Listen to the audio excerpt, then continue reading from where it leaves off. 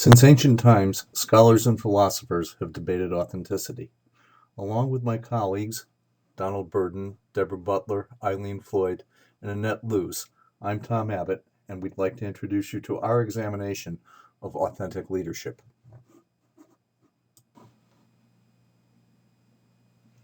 Our learning objectives for this module are simple: to help define authentic leadership, to understand its application, to recognize limitations in the theory, and to help you reflect on your personal authentic leadership qualities. In concept, authentic leadership is driven by morals, self-expressive behavior, and positive capacities. Self-resolution and development are the keys to deep self-awareness.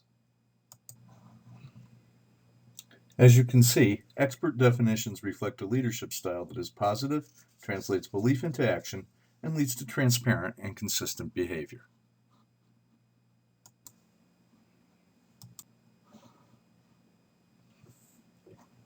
Here we introduce the case of Dr. Bill. Dr. Bill was named provost of an interesting college, a 100-year-old school brought back from the brink of extinction by moving into a rapidly growing distance learning environment. The new administration saved the university, but the faculty thought they'd sold its soul. An attitude of us versus them developed.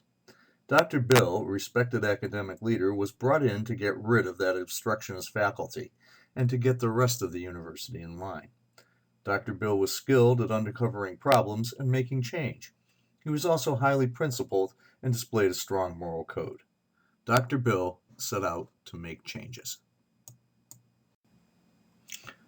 Before we resume with our case, please take a moment for some self-assessment. Answer these questions that will measure your self-awareness. The experts define authentic leadership as being practical and ethical, but the effectiveness is based on the depth of the self-awareness. Is it true self-concept, or is it ineffective narcissism?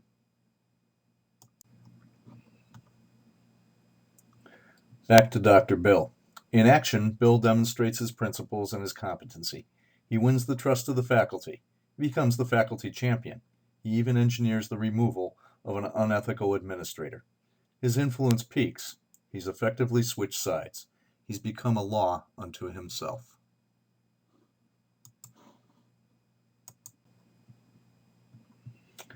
Time for another self-assessment. This time we look at the question of balanced perception. How do you see your own balance? Would observers agree?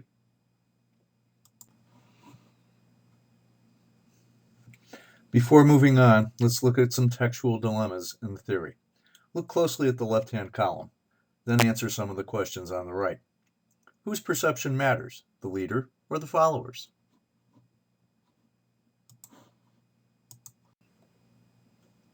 One more self-assessment before moving on. Authentic leadership is grounded in internal values. How well can you articulate your values? While promoting the positive value of authentic leadership, the experts recognize its limits. Self-awareness must be real, and those values must be transferable to followers. Also, self-awareness is extremely difficult to measure.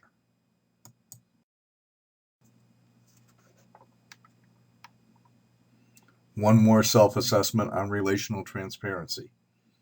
If you know yourself, do others know you?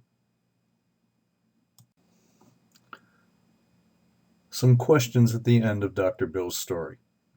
He stuck to his principles and shifted sides in the process. He came to do one job and left having done another.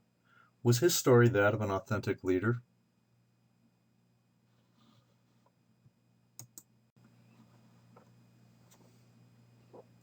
We hope you've appreciated this brief tour of the concept of authentic leadership.